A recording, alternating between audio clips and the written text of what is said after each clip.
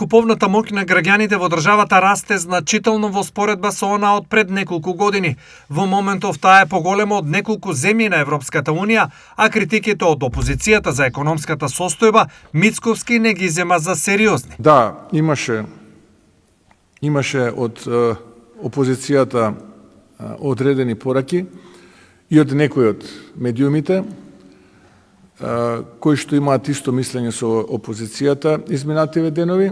Се водеше, би рекол, плитка кампања која што повторно беше демантирана и повторно претпоставувам од опозицијата и дел од тие медиуми ќе жалат и ќе бидат разочарани зошто Македонија не е најслаба, туку е многу подобро од неколку земји на Европската Унија и би рекол од сите земји во регионот, кога станува збор за куповната моќ на граѓаните, и ако тоа се спореди со бројките од пред 3-4 години, ќе може да се забележи значаен напредок. Туризмот бележи значаен раст, а бројот на патници на аеродромите е исто така значајно зголемен.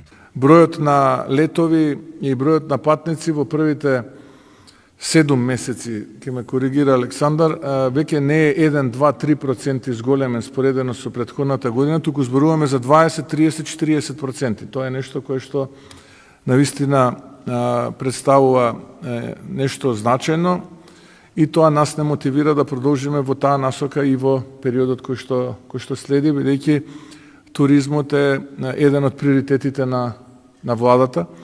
И вие можете да бидете сведоци што се случува посебно овие денови, овие недели, би рекол, на нашиот туристички бисер, но и не само таму, насекаде на целата територија на земјата.